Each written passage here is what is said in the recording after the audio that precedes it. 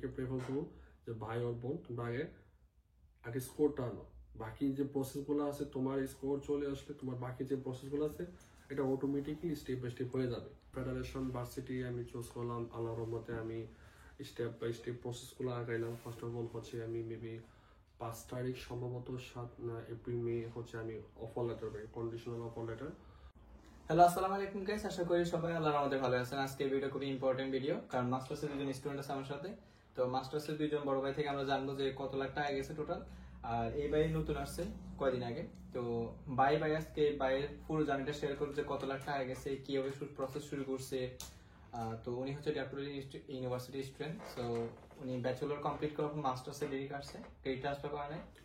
তো বাইরের থেকে আজকে আমরা জানবো যে অস্ট্রেলিয়াতে মাস্টার্সে কত লাখ টাকা যায় আর প্রসেসটা কিভাবে শুরু করা যায় বা কিভাবে শুরু করবে, যাতে নেক্সট ইনটেকে যারা আসবে 2026 সালে ফেব্রুয়ারি ইনটেক বা জুলাই ইনটেক তাদের যাতে জার্নিটা স্মুথ হয় আর তারা একটা আইডিয়া নিতে পারে যে কত লাখ টাকা মাস্টার্সে যেতে পারে।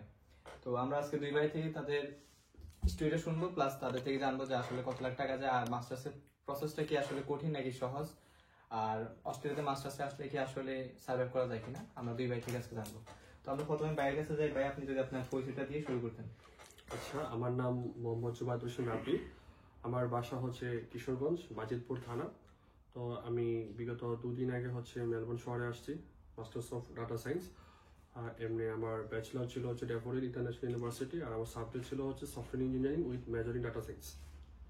তো ফার্স্ট অফ অল হচ্ছে আমি যখন অস্ট্রেলিয়ার জার্নিটা স্টার্ট করি, আমার একটা টাইম ফার্স্ট আমার চয়েস কান্ট্রি ছিল আমেরিকা। বাট আমেরিকা হোল প্রসেসগুলো আমার কাছে একটু হার্ড মনে হলো। আর সবচেয়ে বড় কথা হচ্ছে কি ভিসার ইস্যুটা আর কি। সো একটা মানে 50-50 চান্স হবে কি হবে না, আই এম নট শিওর। তারপর আমি ডিসিশন নিলাম যে অস্ট্রেলিয়া মেবি খুব একটা ভালো কান্ট্রি। তারপর আমি হচ্ছে আইএলটিএস এর প্রিপারেশন নিলাম। তো আইএলটিএস এর প্রিপারেশন নেওয়ার পর আমার মনে হলো যে না, আমি পারবো। পরে আমি আনফর্চুনেটলি আমি আমার ডিজায়ার স্কোর পাইনি। পরে আমি খুব ডিপ্রেশনে ছিলাম, কারণ Bangladeshi most of the students মানে ব্যাংক লোন যেটাকে বলে, সো সাপোর্ট নেই আর কি ব্যাংক থেকে। তো সব মিলে আমার একটা টেনশন লাগতেছিল। তখন আমি যখন আমার আইএলটিএস স্কোরটা পাই, তখন আমি যখন দেখতে পারি যে আমার ডিজায়ার স্কোরটা হয়নি, পরে আমি ডিসিশন নিলাম যে আমি আবার আইএলটিএস পরীক্ষাটা দিব। বাট আমার কাছে তখন খুব মানে একটা ডিপ্রেশন লাগার মেইন রিজনটা হচ্ছে কি, সেকেন্ড টাইম দিচ্ছি, আমি আদৌ কি স্কোর পাবো কি পাবো না, মনের মধ্যে একটা ভয় কাজ করতেছিল। আর তাছাড়া হচ্ছে কি আমার মনও মানতেছে না কখন আমি অস্ট্রেলিয়া আসবো। তারপর আমি ডিসাইড করলাম যে আমি পিটিতে সুইচ করবো। যদিও আমার খুব খারাপ লাগতেছিল, বা তখন আমি একটা আননোন, কারণ আমি কোনো আইডিয়া নেই পিটি সম্পর্কে। তারপরে হচ্ছে আমি একদিন প্ল্যান করলাম যে আমি হচ্ছে ইয়াতে গেলাম, আমি থাকতাম হচ্ছে ধানমন্ডিতে, ধানমন্ডি 27। তো এখানে একটা ইনহ্যান্স নামে একটা ইয়ে ছিল, তখন আমি এখানে গেলাম। তো আমি একদিন প্রক্সি ক্লাস করছিলাম। প্রক্সি ক্লাস করার পর তখন আমার কাছে মনে হইলো যে পিটিটা আমি পারবো, আমার কোনো কোচিং লাগবে না। তারপর একদিন সারা রাত আমি খুব মানে অ্যানালাইসিস করছি যে পিটিটা আসলে কি বা কেমনে এটা নিয়ে পড়তে হয়। তারপর একটা সবার থেকে শুনলাম একটা একটা অ্যাপস ছিল। তারপরে আস্তে আস্তে আমি সাবস্ক্রিপশন কিনলাম। কেনার পর হচ্ছে আমি বিভিন্ন গ্রুপে অ্যাড হয়েছি, বিভিন্ন গ্রুপ থেকে হেল্প নিলাম। তো হেল্প নেওয়ার পর তখন আমি প্রায় অ্যারাউন্ড 1.5 মাসের মতো আমি একটা প্রিপারেশন নিই। কারণ ফার্স্ট অফ অল হচ্ছে আমি কোনো কোচিং করি নাই, আর আমার এই বিষয়ে কোনো আইডিয়া ছিল না, এই জন্য আমার একটু টাইম লাগছে।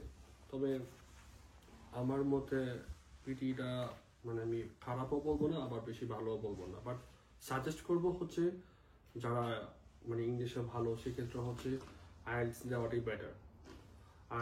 আর আমার টার্গেট ছিল হচ্ছে কি আমি শুধু অস্ট্রেলিয়াতে যাব।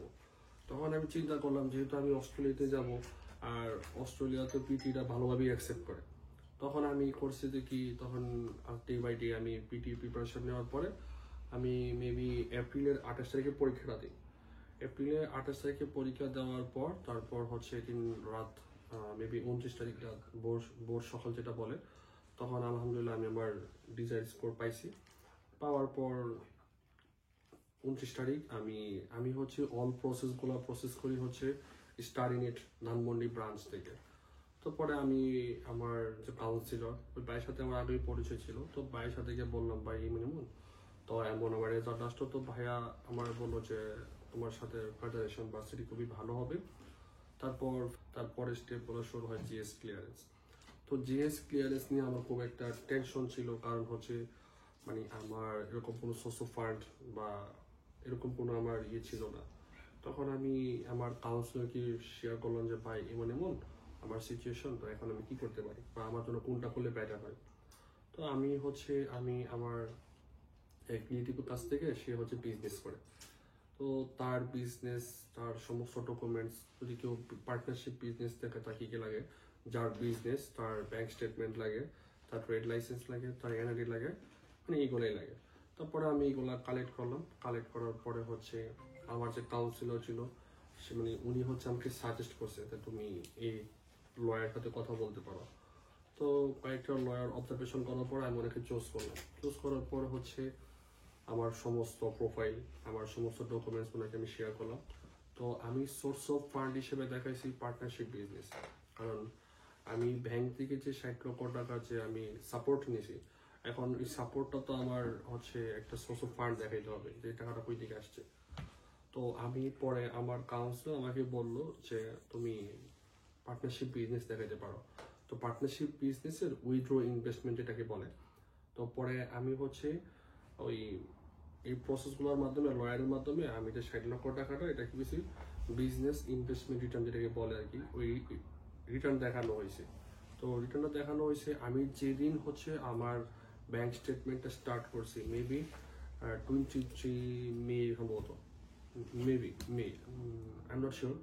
তো পরে হচ্ছে ওই তারিখ থেকে আমার একটা পার্টনারশিপ এগ্রিমেন্ট বানিয়ে দিচ্ছে, একটা মানে দলিলের মতো দেখা যায় আর কি। তো বানানোর পরে সেই রেখে দিয়েছে যে হ্যান্ড ক্যাশ মাধ্যমে আমি হচ্ছে ওই তারিখে হচ্ছে টাকাটা রিসিভ করি। আমার মা হচ্ছে ফার্স্ট স্পন্সর, আর সেকেন্ড স্পন্সর হচ্ছে আমার বড় ভাই। আমার বড় ভাইটা স্টেপটা আসতেছি। তো ফার্স্ট স্পন্সর যখন আমার মা ছিল, তখন সেক্ষেত্রে হচ্ছে আমার মাকে পার্টনারশিপ বিজনেস দেখানো হয়েছে।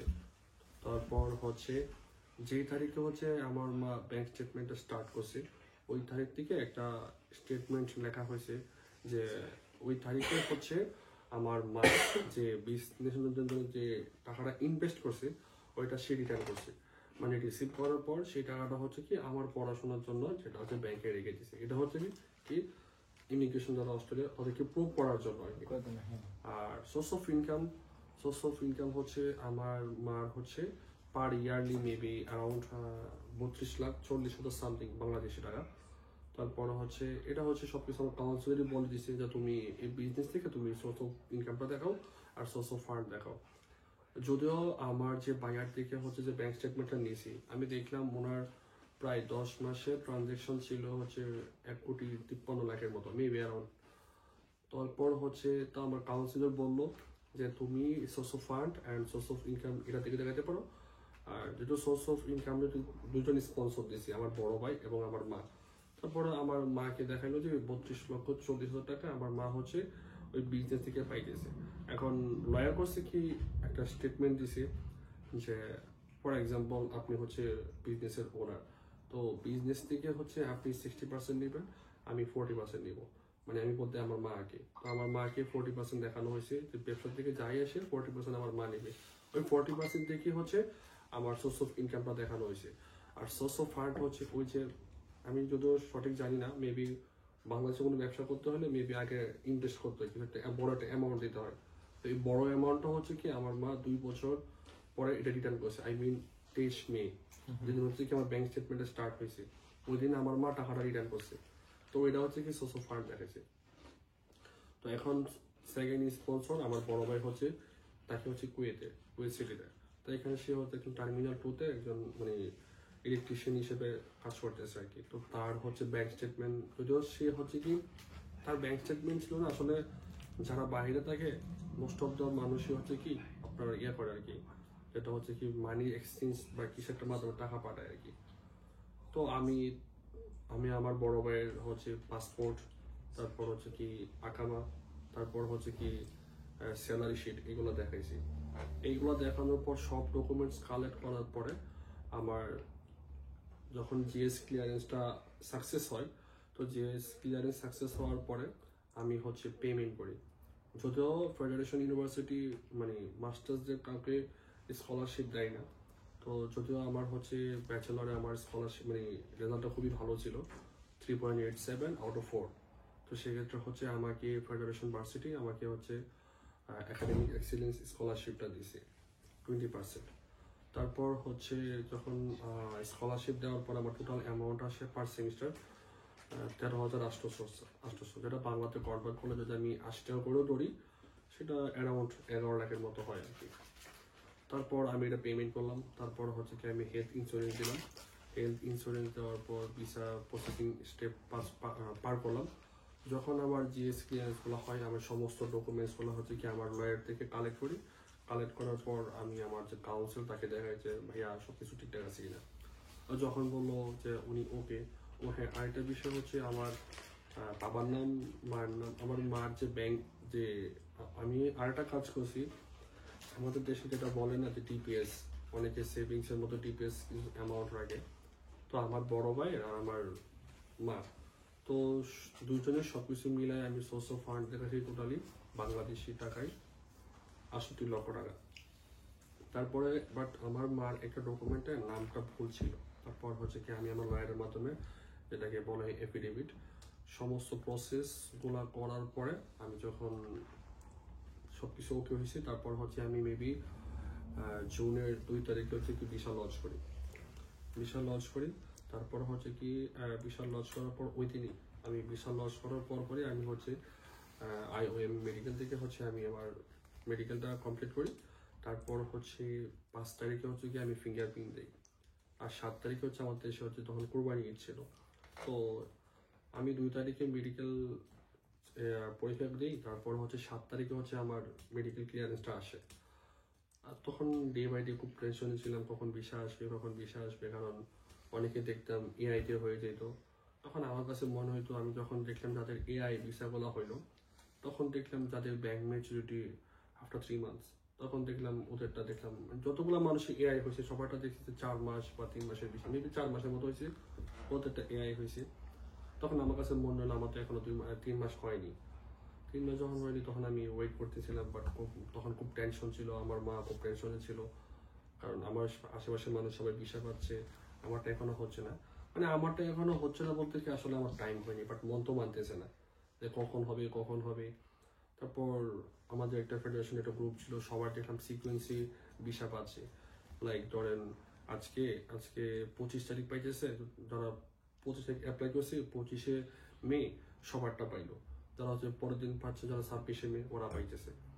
তো এবার পাওয়ার পর আমি একটু ভরসা পাইলাম। ভরসা পাওয়ার পর তখন দেখলাম যে কি, তার মানে মনে হইলো আচ্ছা তাহলে নেক্সট উইকের সোমবার হয়তো আমার সিরিয়াল আসতেছে, কারণ অস্ট্রেলিয়াতে আমার শনিবার রবিবার বন্ধ থাকে। তো শুক্রবার দেখলাম যারা হচ্ছে 31 মে বা 1 জুন ওরা পাইছে। তখন মনে হলো তাহলে হয়তো সোমবার হয়তো আমার সিরিয়াল আসতে পারে। তো আলহামদুলিল্লাহ আমি তখন চেক করি, তখন দেখলাম যে না আলহামদুলিল্লাহ আমার ভিসা হয়ে গেছে। তারপর ভিসা হওয়ার পরে তখন আমি আসলে খুব খুশি। সবচেয়ে বড় খুশি হচ্ছে আমার মা, আমার বড় ভাই আর আমার বোন, মানে আমার ফ্যামিলি। তারপরে হচ্ছে বাট এই প্রসেসগুলো আসতে আমার অনেক হার্ড ওয়ার্ক করতে হয়েছে, প্রচুর কষ্ট করতে হয়েছে। কারণ অস্ট্রেলিয়াটা এমন একটা কান্ট্রি, ওরা হচ্ছে আমি আপনার কথা ওরা কাউকে বিশ্বাস করবে না। ওরা হচ্ছে কি লাইক ধরেন একটা অথরাইজ এজেন্সি, তার মধ্যে সবচেয়ে বড় মানে ট্রাস্টেড পার্ট হচ্ছে ডকুমেন্টস, ব্যাংক স্টেটমেন্ট হতে পারে বা বিভিন্ন ডকুমেন্ট হতে পারে। আর আরেকটা বিষয় হচ্ছে কি, অনেকে দেখতাম প্রশ্ন করতো যে প্রেফার করবো যে ভাই ওর বোন তোমরা আগে স্কোরটা আনো, বাকি যে প্রসেসগুলো আছে তোমার স্কোর চলে আসলে তোমার বাকি যে প্রসেসগুলো আছে এটা অটোমেটিকলি স্টেপ বাই স্টেপ হয়ে যাবে, এটা নিয়ে কোনো টেনশনের কিছু নেই। তো যখন আমি ভিসা পাইলাম, ভিসা পাওয়ার পর তারপর টিকিট কাটলাম, তারপর সব কিছু প্রসেস করার পর আলহামদুলিল্লাহ আমি 17 জুলাই হচ্ছে আমি অস্ট্রেলিয়াতে মেলবোর্নে আসি।